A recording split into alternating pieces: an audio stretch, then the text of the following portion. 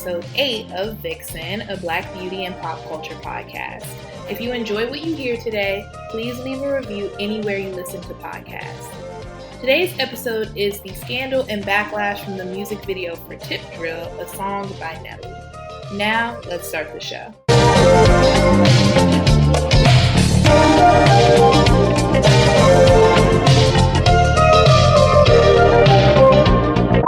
Hi guys, welcome back to another episode of Vixen, and also welcome to 2021. Happy New Year, y'all. I hope you guys had a really good holiday season. I hope you're feeling excited about the new year. I'm not gonna lie, I was a little bit skeptical coming into this year because 2020 was just so chaotic and so crazy. But, now I'm feeling pretty good about the new year. I feel positive about this one. I'm not gonna go super hard with resolutions this year, but I'm definitely, setting a couple goals, but just taking it day by day, just trying to take it easy. But I am really, really excited about this episode, and I feel like it might be a little bit of a long one, so I'm just going to get straight into it. If you're over the age of, I would say maybe 25, then I'm sure you know this song and you know the video. If you're under that age, then you probably don't, so I'm going to explain it for you. So the rapper Nelly made the song Tip Drill in 2003 as a remix of his song EI, which was released in 2000. EI was definitely a pretty popular song on its own, but I had no idea Tip Drill was like a remix to this. But nonetheless, the song appeared on Nelly's remix album called The Dirty Versions, The Reinvention. Another version of that was made with verses added from the Saint Lunatics, which is Nelly's group. And that is what we know as the Tip Drill remix, which is the final song on the remix album. So if you've never heard of this song or the term, you're probably wondering, what the hell is a tip drill? So I think when you Google tip drill, something about like a car tool or like some kind of like construction tool pops up, but that is not what we're talking about here.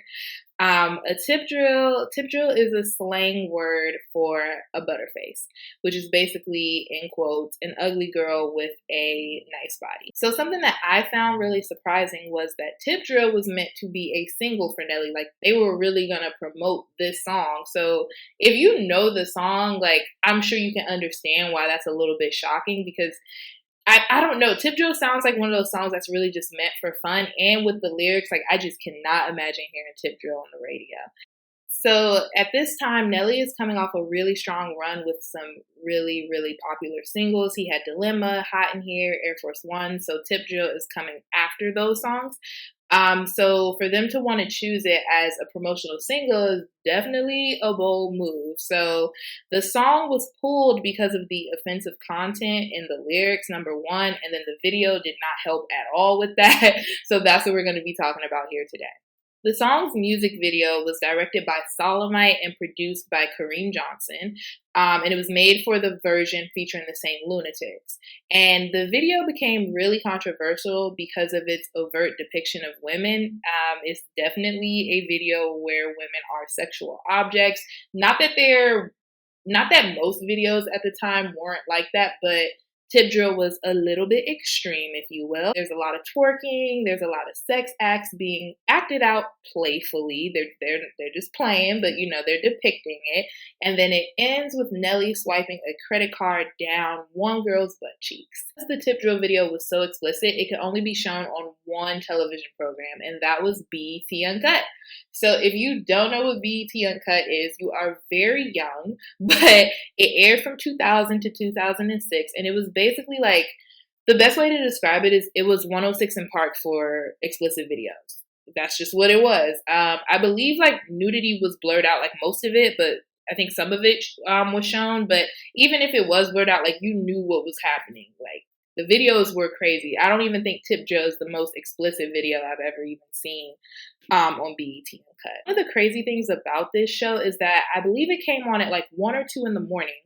And then BET would start its religious programming. Like they would show you like, it would be like Joel Osteen and like some other random pastors. So BET Uncut would go off, then they would start their religious programming, and then they would show like gospel shows and like religious shows until like 9 a.m. It was really the craziest thing.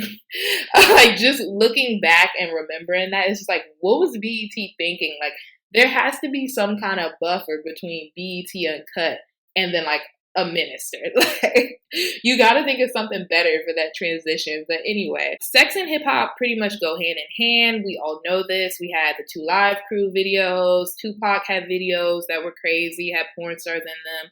Snoop Dogg had crazy videos. All of that. But BET Uncut was a little bit different, mainly because the videos were being used as promotional tools by the artists.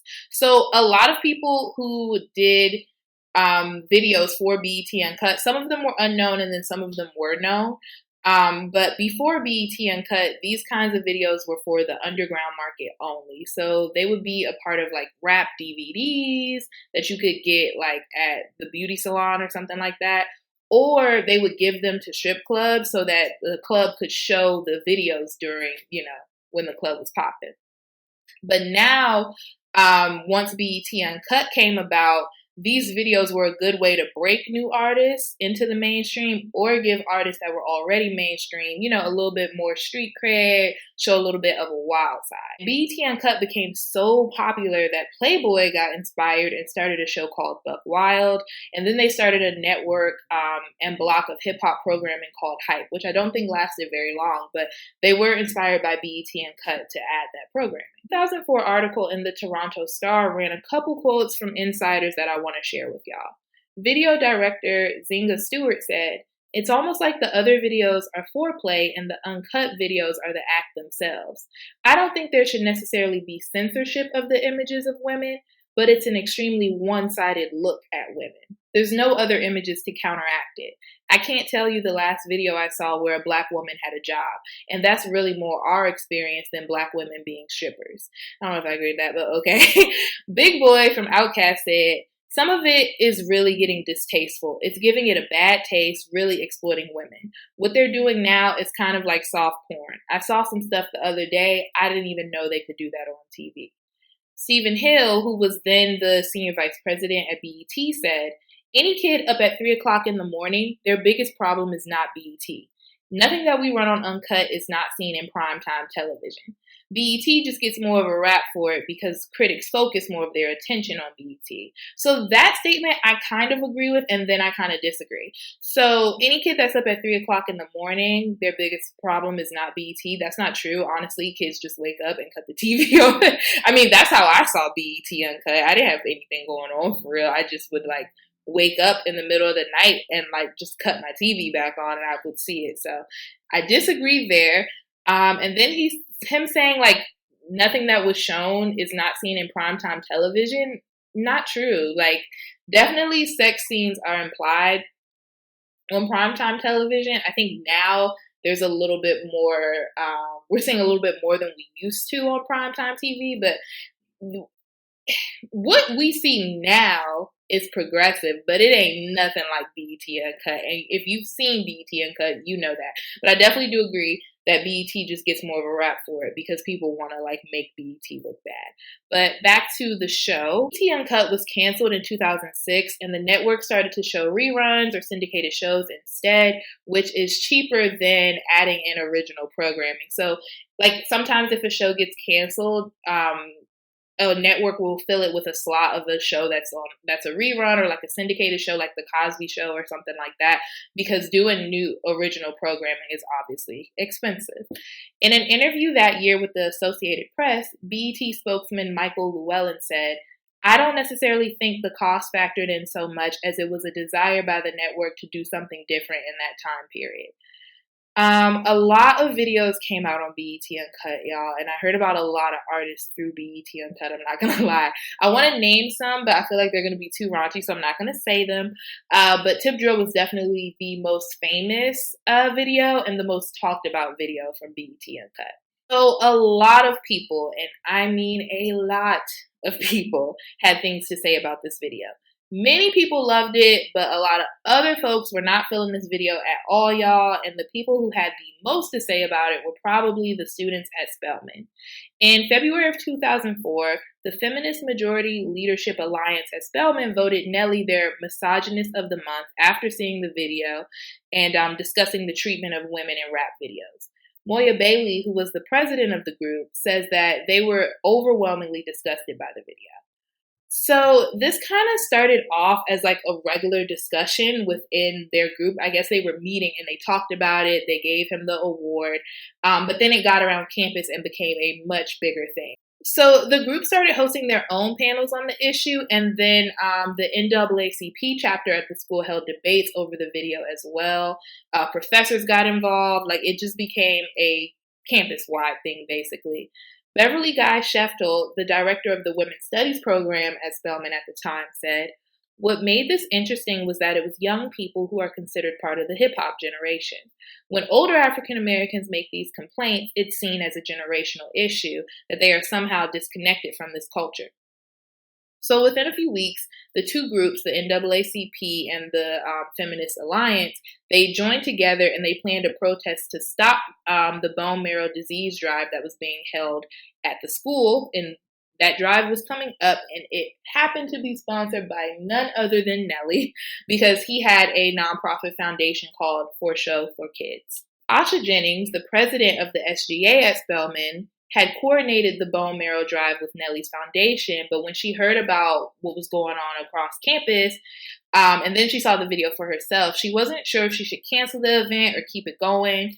And she said that it was the greatest dilemma of her life, one that put her pet causes, raising awareness about cancer, and about negative depictions of Black women in conflict.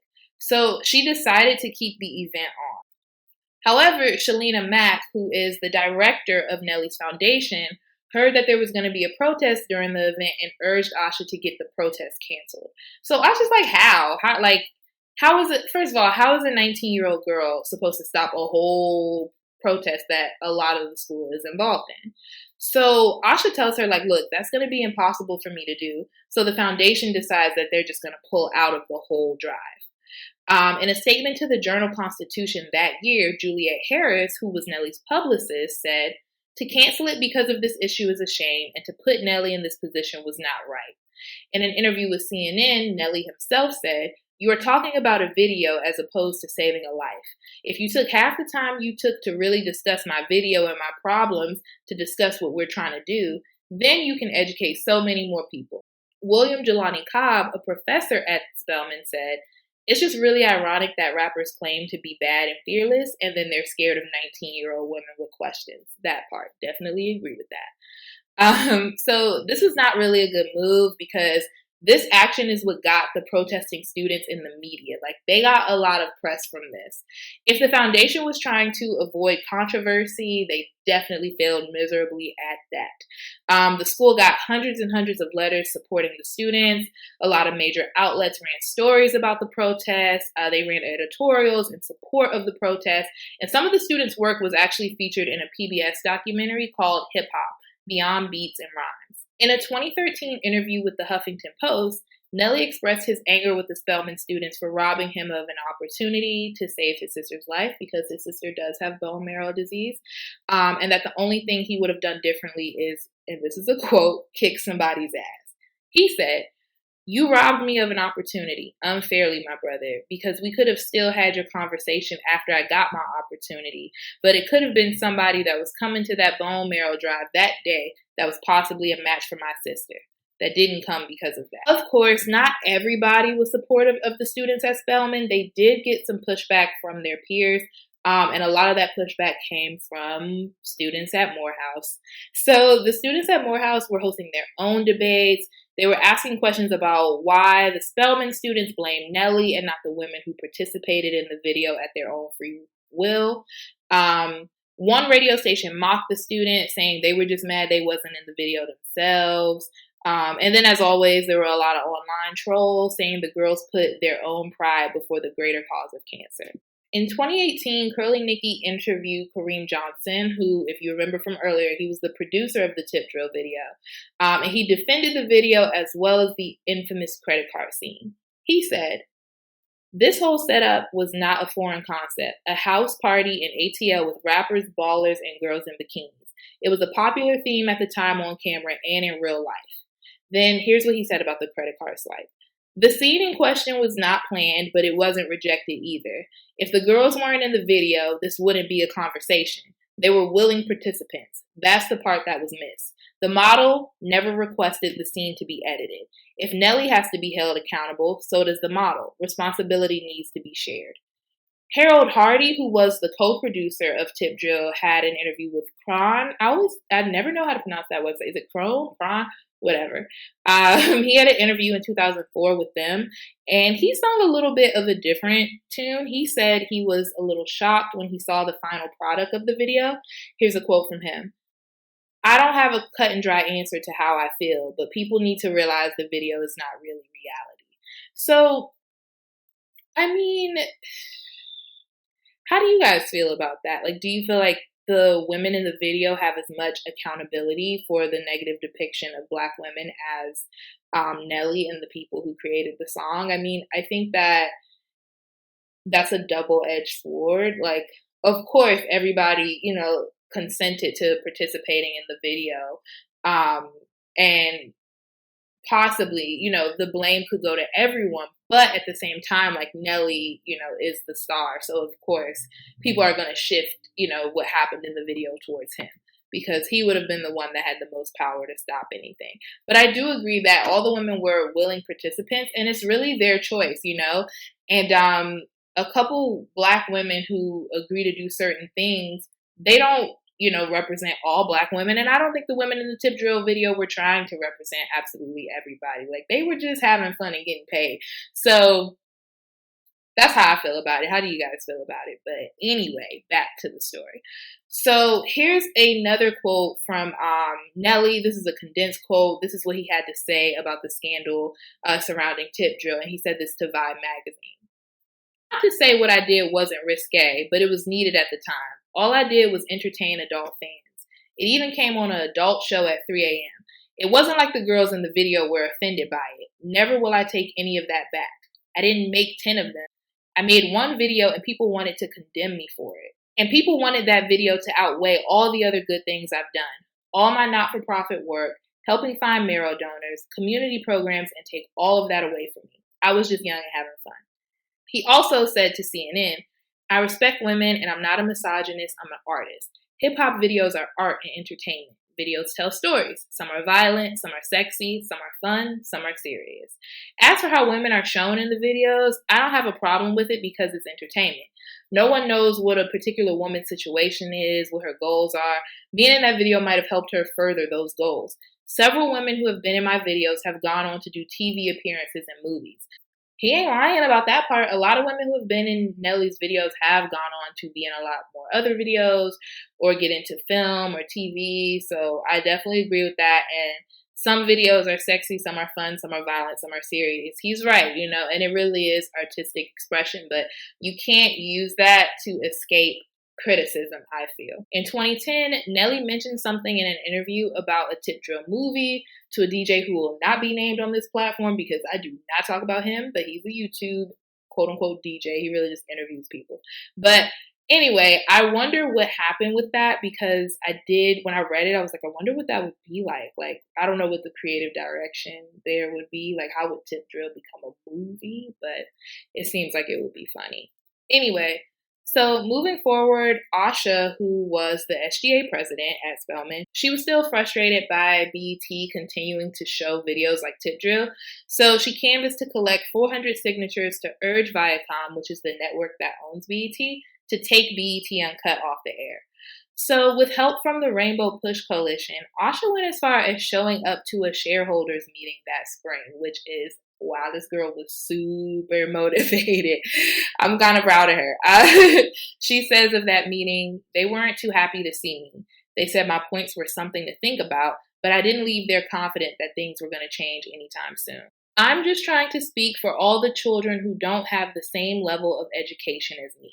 They don't know what it is to say no to these images. People weren't really discussing this a few months ago, and just the fact that they are now means we had a positive impact." Viacom said they had no plans to cancel the show, and that was pretty much the end of the Tip Drill scandal. As mentioned earlier, BET Uncut was canceled. It ended up being canceled 2 years after this situation happened. I have mixed thoughts. I feel like the women in the video willingly consented, and as long as there is consent and artists can make any kind of video they want, If we don't like it, we don't have to watch. I think all of that is valid.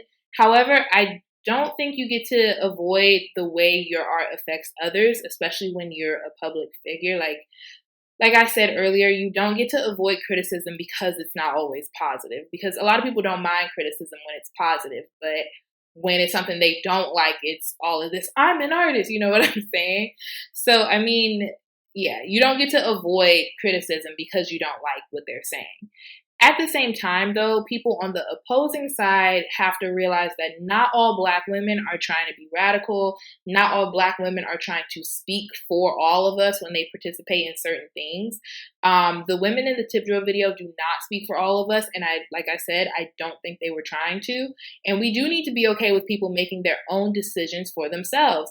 And I think that looking at everything as a positive or negative representation of Black women, it takes away, doing that puts people in a box, and it takes away the grace that is given to a lot of people who are non-Black. Like, non-Black women aren't like, every time they do something, you're a horrible representation for this group. It's like we can't keep doing that to other Black women, in my opinion. Everything Black women do shouldn't have to be a think piece or something that affects our fight for equality or anything like that. I think that Black women should be able to make their own decisions, go out, have fun, and like not have to worry about being crucified by the community because they make a choice that, you know, somebody who looks like them may not have made. I understand that there has been a normalization of degrading Black women in hip hop, and I think that's a very, very valid argument. Absolutely. But again, I do think Black women should be able to make their own choices without being seen as setting us all back. As far as if there can ever be another tip drill or another BET Uncut, what do y'all think about that? I mean, I think there already has been. I remember a few years ago, there was a Twitter debate about YG's video for Pop It, Shake It, and if it was the new version of Tip Drill. So, like, Tip Drill has the infamous credit card scene. Pop It, Shake It's infamous moment is the naked girl on the jet ski with YG. So I definitely think these types of videos still exist. There's just not a mainstream platform for them to be on anymore. Like, there's no BET Uncut. So they're probably all on Vimeo, like the Tip Drill video, or the adult side of YouTube, if that exists. I personally don't think we'll ever see anything like BET Uncut again. And if we did, it would be like on a streaming platform, like a Netflix or Hulu. It would not be on linear television. Like, I think those days are done. So yeah, those are pretty much my thoughts. What do you guys think? What do you guys think about the Tip Drill scandal? Do you think it was a negative representation of Black women? Do you think, you know, it shouldn't have been thought of that way? Definitely let me know. Yeah, that wraps it up for the Tip Drill episode. Let me know what you guys think about it. This was very, very fun. Also, feel free to send in any other hip hop scandals involving women that you would like to see me cover. I had a good time doing this one, so definitely email me, DM me, hit me up, and I will see y'all next week for a brand new episode. Thank you for listening to Vixen. If you liked today's episode, don't forget to leave a review. If you have a submission, feel free to email VIXENPODCAST@gmail.com. We'll be back next week with an all-new episode.